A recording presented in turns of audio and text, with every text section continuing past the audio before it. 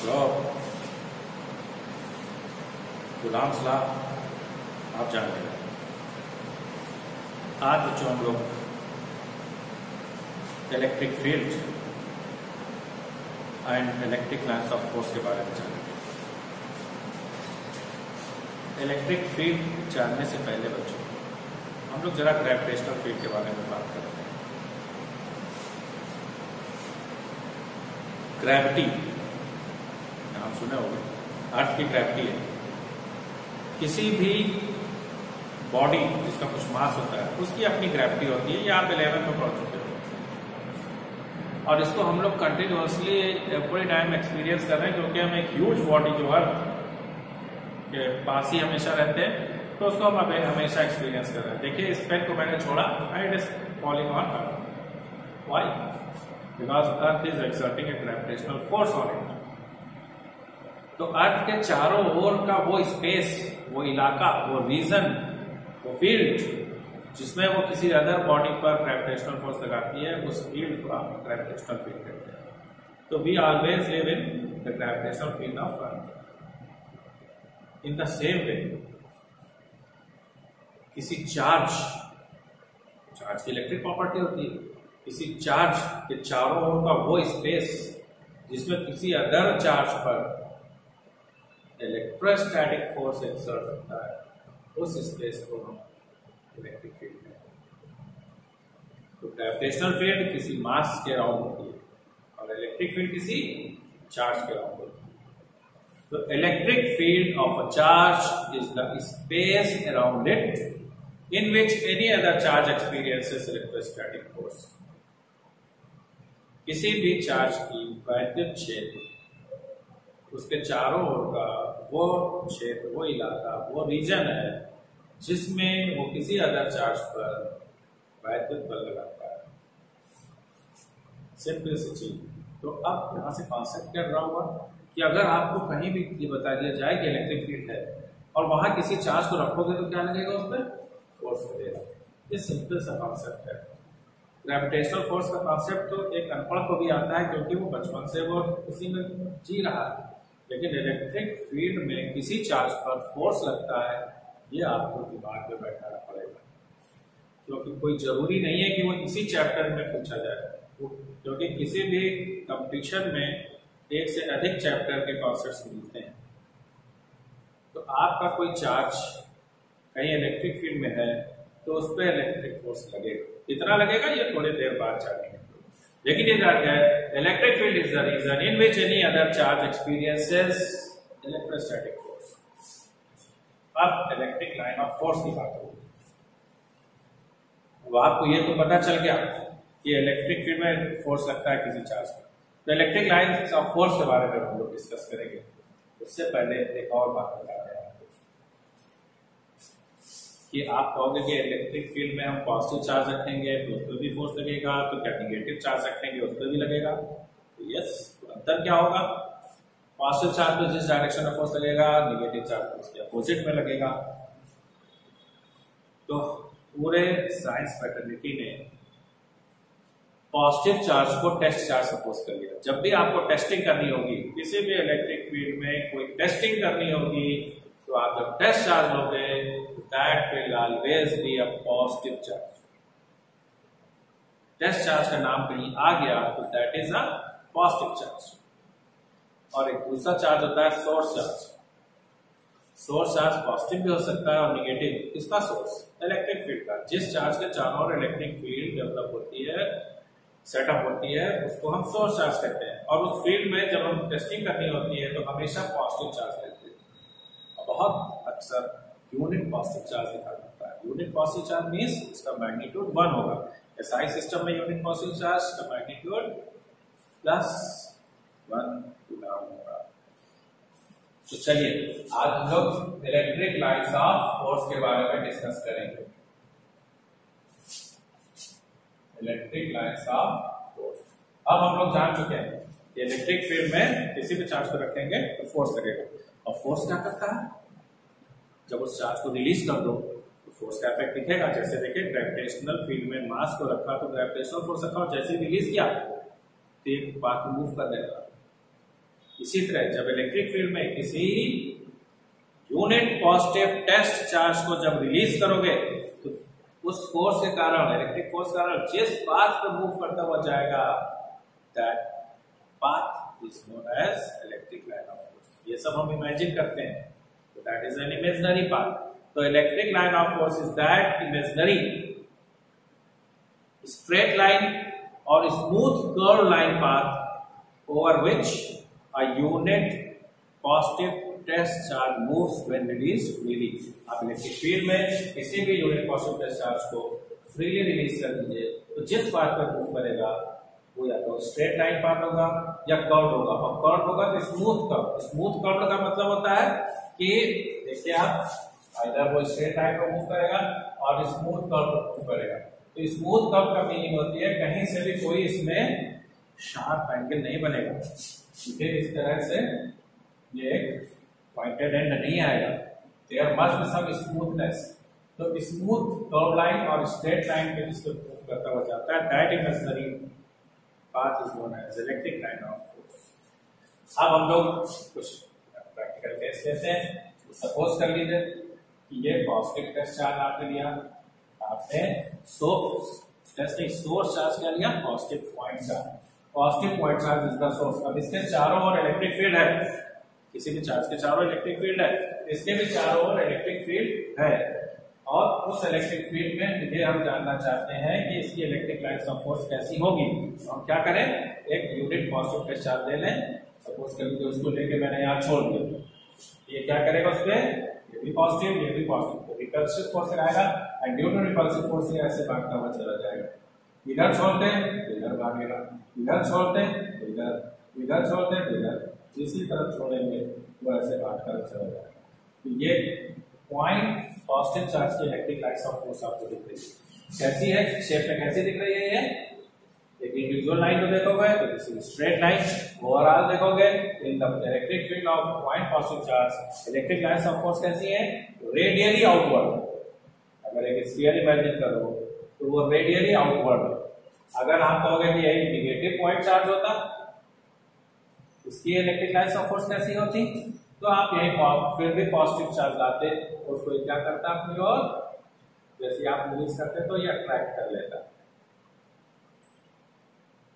तो इसकी भी रेडियली लाइन्स है लेकिन वो इनवर्स है। पॉइंट पॉजिटिव चार्ज की radially outwards, point negative charge की रेडियली इनवर्स। अब आपके दिमाग में आया होगा कि एक पॉजिटिव और एक नेगेटिव ले रहे हैं, तो आप एक पॉजिटिव और एक नेगेटिव ले लीजिए। अगर दोनों के मैग्नीट्यूड सेम है, प्लस क्यू माइनस क्यू, तो ये पॉजिटिव अपने से दूर रिपल्सिव फोर्स लगा के दूर बनाएगा और ये नेगेटिव अपनी ओर अट्रैक्ट कर लेगा। अगर इधर छोड़ते हैं तो पॉजिटिव रिपल करेगा, नेगेटिव अपनी ओर अट्रैक्ट कर लेगा। पॉजिटिव से लेकर इलेक्ट्रिक लाइन्स निकली, नेगेटिव चली, थोड़ा यहाँ छोड़ते हैं तो इधर की ओर भेज देगा और ये ऐसे अट्रैक्ट कर लेगा। तो इसका रिजल्टेंट पाथ कैसा होगा, ये होगा। इधर छोड़ते हैं तो ये होगा, इधर छोड़ते हैं ये होगा, इधर छोड़ते हैं ये होगा। This way electric lines of force can be drawn। दिमाग है सबके पास, तो आपके दिमाग में और आ रहा होगा कि दोनों पॉजिटिव होते तो क्या होता, दोनों निगेटिव होते तो क्या होता। तो चलो वो भी देख लेते हैं क्या होता। सपोज कर लीजिए ये पॉइंट पॉजिटिव चार्ज है और ये भी पॉइंट पॉजिटिव, दोनों के मैग्नीट्यूड सेम है, ये प्लस क्यू ये भी प्लस क्यू। तो ये क्या करेगा, अपने से दूर भगाएगा। इधर छोड़ते तो ये भी दूर भगाता, इधर छोड़ते तो ये इधर दूर भगाता, इधर दूर भगाता, तो दोनों दूर भगाते। तो बीच में एक ऐसा पॉइंट आता है जो दोनों एक दूसरे इफेक्ट को नलीफाई करते, तो नल पॉइंट कहलाता है। उससे पहले इनका इफेक्ट होता है, इधर होते तो इनका इफेक्ट होता है, रिजल्टेंट आपको इस तरह से मिलता है।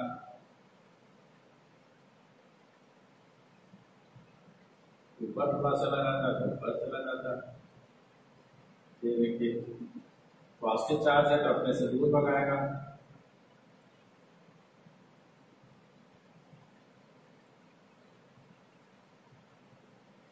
ये बीच में एक ऐसा पॉइंट है जहां पर नेट फोर्स 0 होगा, चार्ज मूव भी नहीं करेगा, तो दैट इज नल पॉइंट। या अब दिमाग में आपके आ रहा होगा कि हमने बार-बार इक्वल मैग्नीट्यूड क्यों ले रहे हैं, आपको इक्वल मैग्नीट्यूड भी हो सकता था, तो चलिए हम अनइक्वल मैग्नीट्यूड भी ले लेते हैं। ये प्लस Q1 है और ये प्लस Q2 है, दोनों पॉजिटिव है, बट दिस इज Q1 और दिस इज Q2। आप सपोज कर लीजिए Q1 is greater than Q2, means इसका मैग्नीट्यूड ज्यादा है इससे, तो जिसका मैग्नीट्यूड ज्यादा है तो उसका इफेक्ट ज्यादा होगा और दूर तक फोर्स लगाएगा।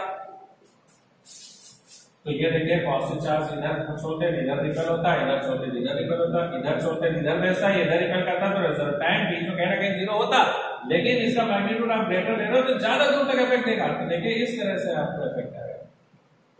यहाँ एकदम एग्जैक्टली मिडवे था, यहाँ Q1 का लार्जर मैग्नीट्यूड है तो उससे लार्जर डिस्टेंस तक इफेक्ट आएगा, Q2 का स्मॉलर मैग्नीट्यूड है उससे कम डिस्टेंस तक इफेक्ट आएगा।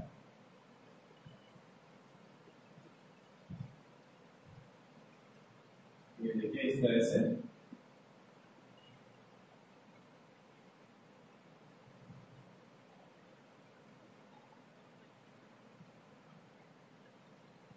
आपको इफेक्ट मिलेगा। एक चीज और ध्यान दो, प्लस Q1 का मैग्नीट्यूड ज्यादा है तो इससे ज्यादा लाइंस ऑफ फोर्स दिखेंगी, इसमें कम लाइंस ऑफ फोर्स दिखेंगी। यही प्रॉपर्टी है कि किसी भी चार्ज के कारण जो किसी इलेक्ट्रिक लाइंस ऑफ फोर्स की जो नंबर्स होंगी वो उस चार्ज के मैग्नीट्यूड पे डिपेंड करेंगी। Larger the density of electric line of force at a place, greater will be the intensity of electric field.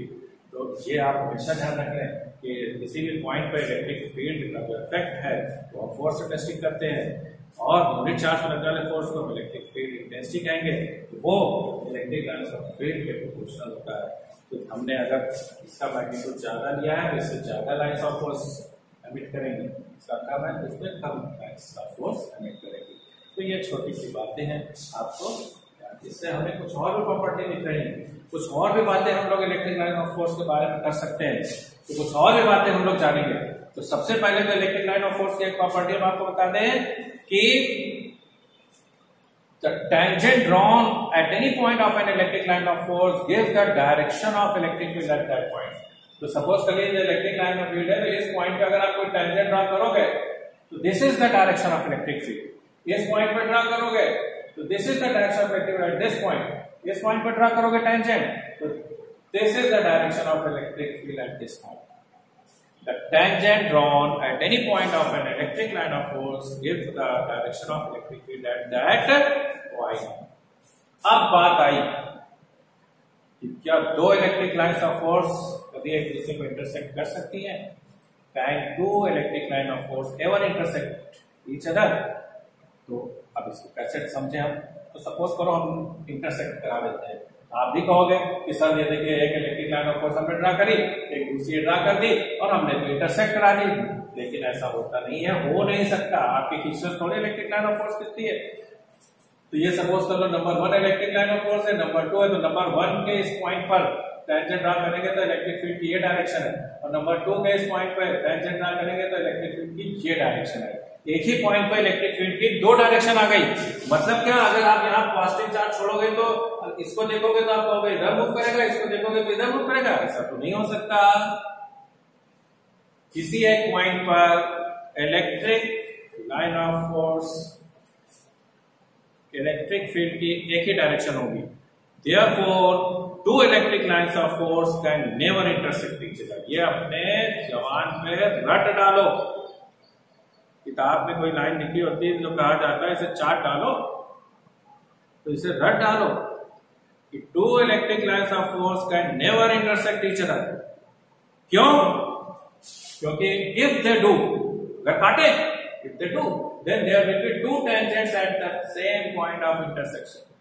तो पॉइंट ऑफ इंटरसेक्शन पे उनके कटान बिंदु पे दो टेंजेंट होगी, this means there will be two directions of electric field at one point which is impossible.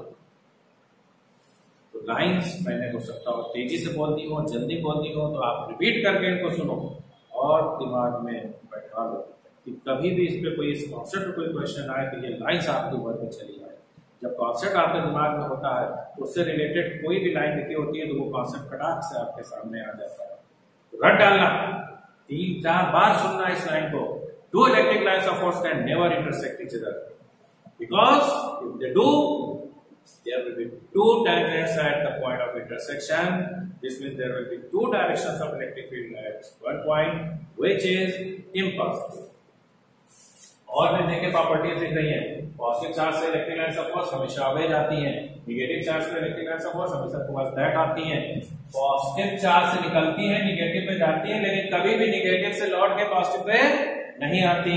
तो electric line of force are always an open curve, हमेशा खुला कर्व है, खुला वक्र है, कभी भी क्लोज नहीं होती। जब मैग्नेटिज्म में आप डिस्कस करते हो तो magnetic lines of force close होती हैं, एन पोल से एमिट होकर एस पोल पे जाती हैं और फिर अंदर ही अंदर एस से एन पे आती हैं। इन सब छोटे छोटे पॉइंट्स पर कंप्लीशन तक पर क्वेश्चन IIT तक में क्वेश्चन आए हुए हैं। इससे बच्चों ये जान लो कि electric lines of force are always open curve, कभी भी नेगेटिव से निकलकर पॉजिटिव में जाकर क्लोज नहीं होंगी। और आपको बच्चों दिखाई पड़ रहा है कि ये देखिए, अब ये एक लेंथ के लॉन्ग से जोड़ने की कोशिश कर रही है। These lines have tendency to contract, like an elastic string। किसी इलास्टिक स्ट्रिंग को खींचो जैसे वो कंट्रैक्ट करने की कोशिश करती है, तो वैसे ये भी कंट्रैक्ट करने की कोशिश कर रही है। This tendency shows the attraction between opposite charges।